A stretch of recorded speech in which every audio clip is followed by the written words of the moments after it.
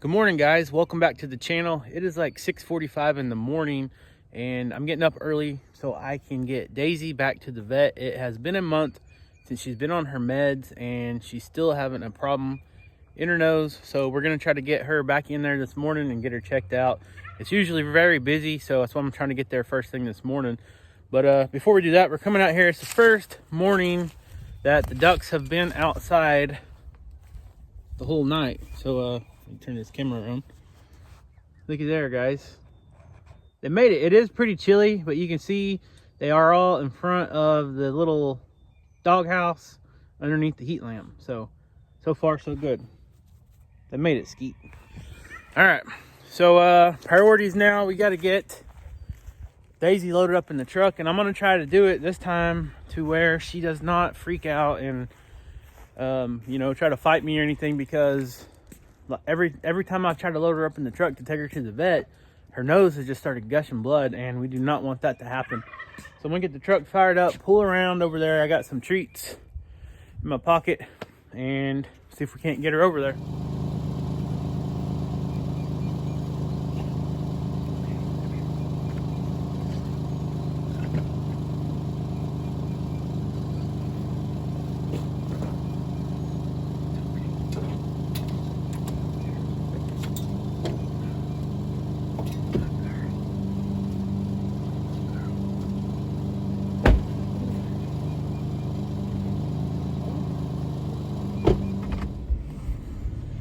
All right, so we're loaded and we're off. So far, no blood. She didn't struggle too much. Usually I try to lead her with a leash and I just pick her up and stick her in here, and she usually kind of throws a big hissy fit. She didn't want to go this time. She knew when she heard the truck pull up to the barn, something was going on. She knew, because the last two times I've done it, I pulled the truck up to the barn and loaded her. This time she actually ran from me a little bit. All right, girl. So guys, I don't know, she's been on like 5 different medications for 28 days, and she's still been getting the really bad runny nose. And if it was just from the Ehrlichia, I would like to say that it would be better by now or healed. But her nose is just still running the like the yellow looking snot, which is not good. And I'm using my cell phone as a camera, so I know it's gonna be a little bit shaky, so bear with me. But as soon as we get on the highway, we'll talk a little bit more about this. Okay, we're on the highway, got my seatbelt on, and if you sit here just for a minute and be real quiet, I don't know if you guys can hear with the truck noises and everything, but her breathing, it's just, you can kind of tell it's obstructed in her nasal passage. And I'm really thinking now that she for sure has to have something lodged up in there. I'm no vet or doctor by no means, but it just sounds like she has something blocking her airway in that nostril. And sometimes when you get a foreign object lodged in somewhere, like in your nose or whatever, especially on these long-nosed dogs, you can kind of see her snot. That produces like it causes an infection because it gets lodged in your skin or whatever. And then that will produce the yellow green looking snot. So she's been on doxycycline and then a antifungal medication for 28 days, and it hasn't went away. So hopefully, I'm praying that this local vet can do something. I don't know if they can flush her nose out somehow, just to see if they can get something to come out, or if they got, hopefully they'll have like a scope or something that they can look in there before we got to make the long trip to Oklahoma State University. It would be such a blessing and a relief if they could take care of it here locally. So I know this camera's shaking like crazy. I got this goofy little cell phone mounted on my window. It's about the only way I can drive safely with her and try to film at the same time. she just sits here and rests her head on my arm. She don't try to jump up here or nothing. So at least she's got that routine down. But anyways, guys, I'll quit filming for now, and then as soon as we get to the vet and get parked, I'll try to get back on here and talk a little bit more, and then see what the doctor has to say. Tired? Was that rough?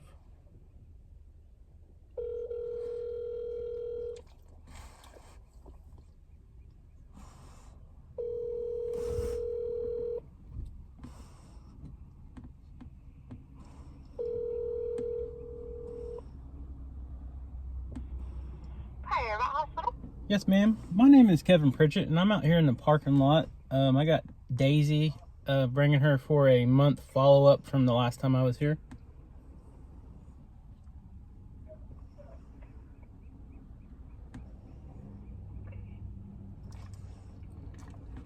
And what was the first name on the account? Kevin or Rachel Pritchett.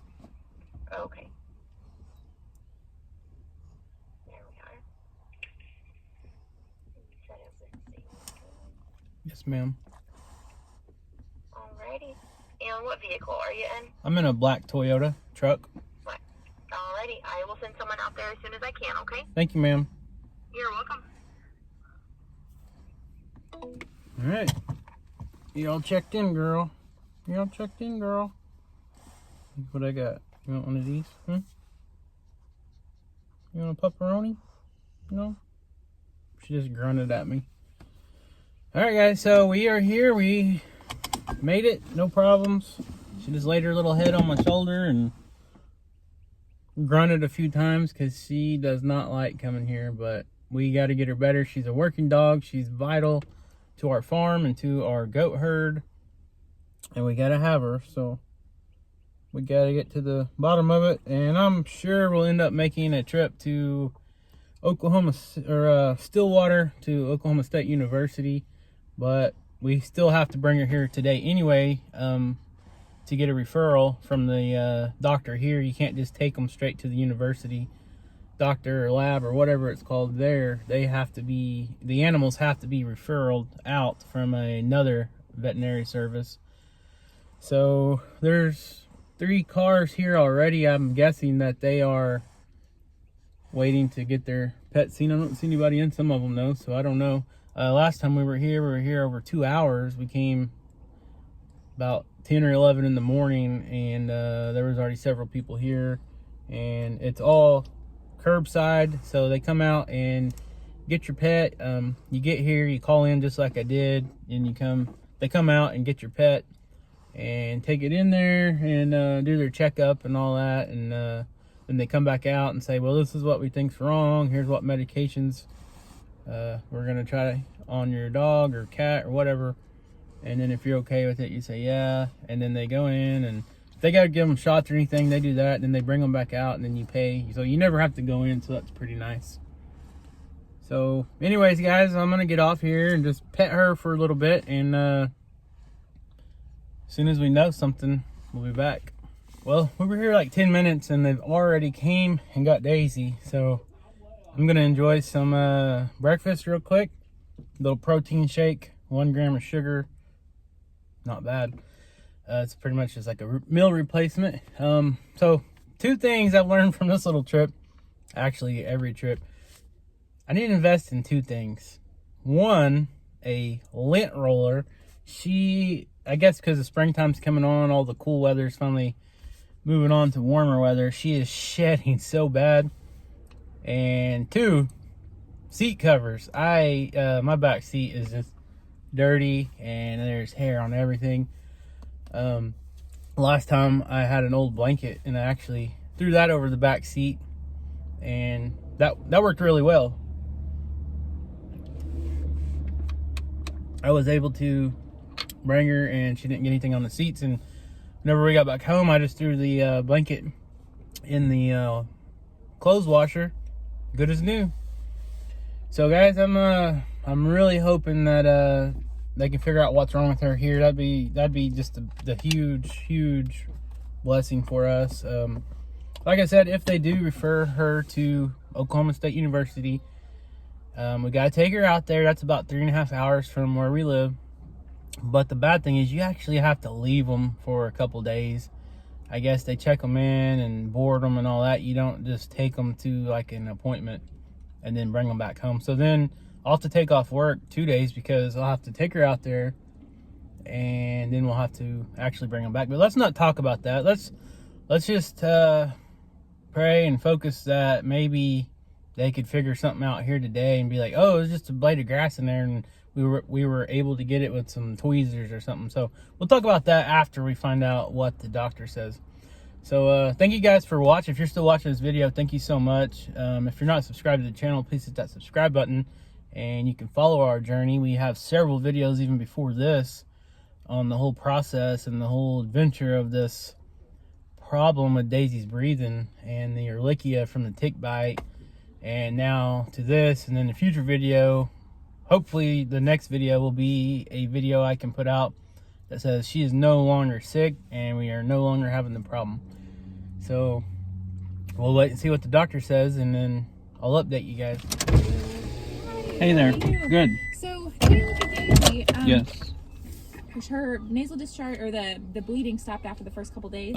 Okay, and how the discharge has been pretty continuous since then. Yeah. Have you noticed any other systemic signs, lethargy, any like hair loss or anything like that? No. Okay. And then, oh gosh, what else? That bleeding. Tell me more about when that started. I remember I saw it the first time. So back in February when we got that real cold weather that came in, I noticed snot dripping from that nose. Only that right side. Yep. Okay. And then, so I took her down to my local vet. No, actually, I noticed some blood. Right. Like a week after that. So that would have been about 6 weeks ago. Okay. So I took her to my local vet in Salina, and he was closed actually, but he put her on antibiotics for 10 days, and that didn't do anything. But the bleeding quit. He gave her the vitamin K.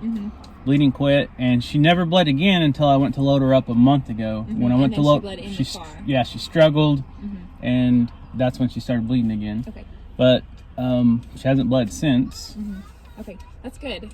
But the discharge does concern me. So there's really two things now that are top of my list. Okay. The first one of those things is nasal aspergillosis, which is a fungal infection that we kind of talked a little bit about last time. And then neoplasia is obviously always on the list, especially with one-sided nasal discharge. Now, she's a relatively young dog. She fits the description of a dog with nasal aspergillosis. And unfortunately, the only real way to diagnose that and to treat it is referral for rhinoscopy, where they take a scope up there, they take a look at the nasal turbinates, and then they usually take a sample and they test it for what's called fungal hyphae, or these little hair-like strands that can exist in the tissue. If we were to do that, it's a relatively good prognosis for recovery, but what they have to end up doing for treatment is actually infuse the nasal turbinates, or the inside of the nasal cavity, with a type of antifungal called, there's chlorotrimazole is one of them, and there's a different one. And usually with 1 to 2 treatments, that's a very effective deal.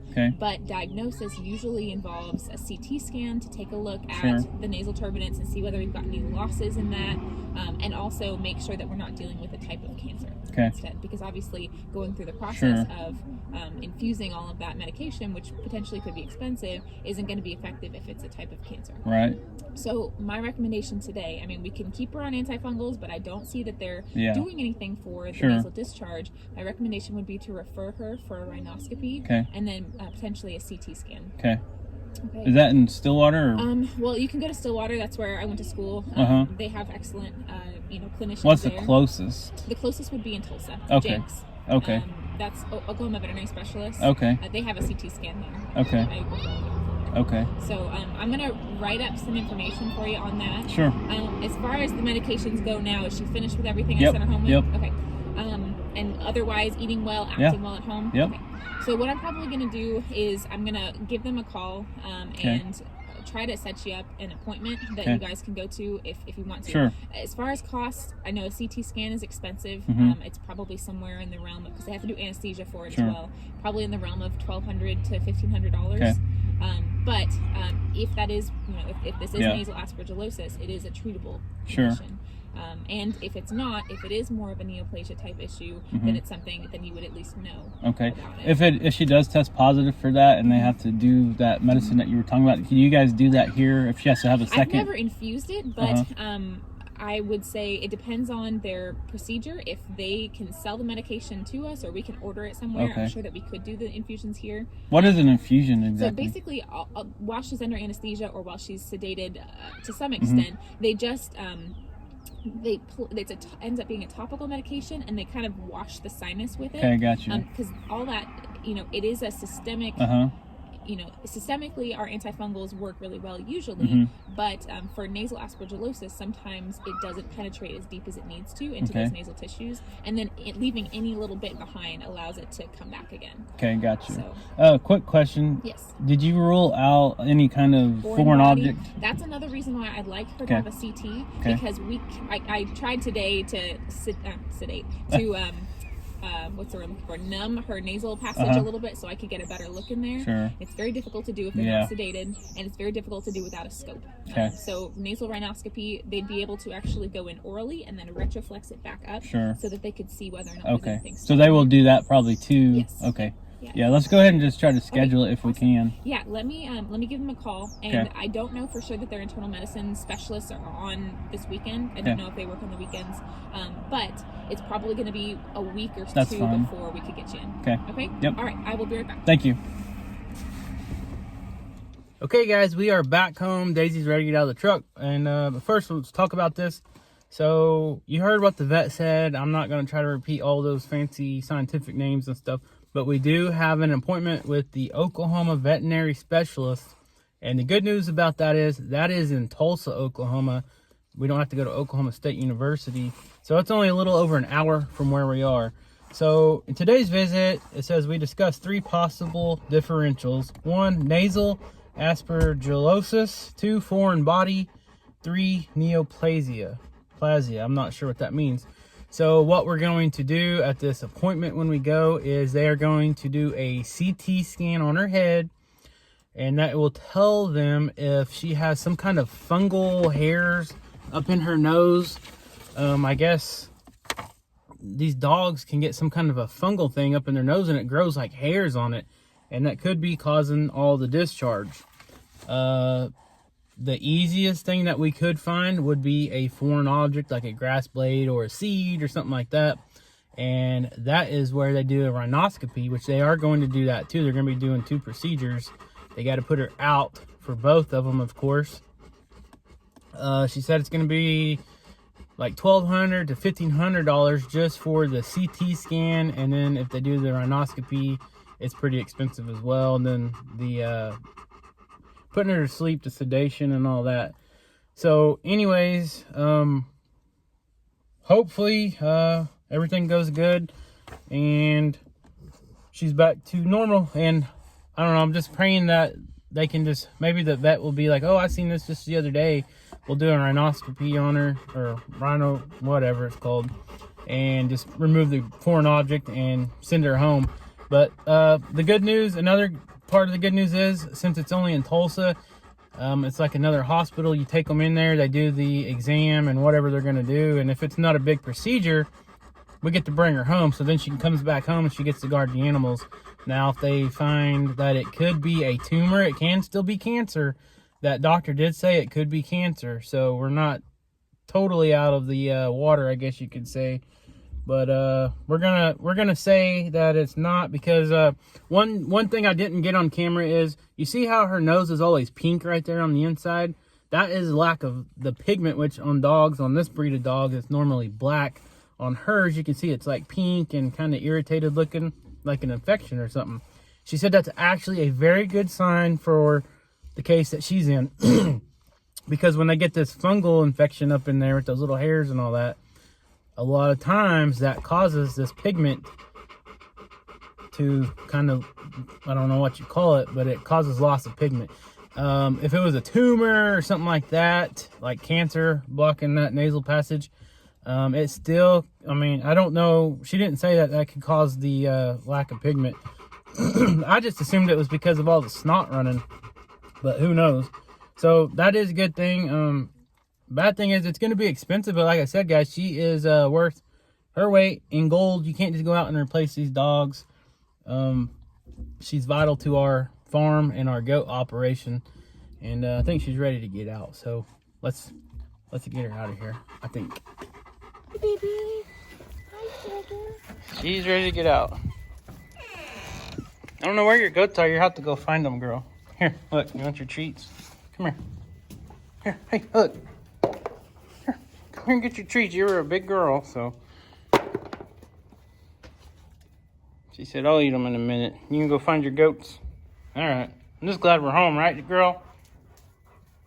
All right, guys. So, like I said, if you're not subscribed, subscribe and stay tuned to the next video on Daisy. Like I said, we got the appointment in Tulsa. Hopefully, something good comes out of that. I did fail to mention, if it is that fungal thing that they're talking about, they actually go up and put a topical type of medicine up in her nasal passage that I can't remember the name of it. It's some crazy name of medicine, but they go up in there and they put it up in her nasal passage and it kills that fungal, does its job. The antifungal medicine that she was on here recently didn't do the job, so it must be like a more powerful type of fungal infection or whatever it is. So thanks for following this adventure. Thanks for watching this video. Like and comment, and we'll see you next time.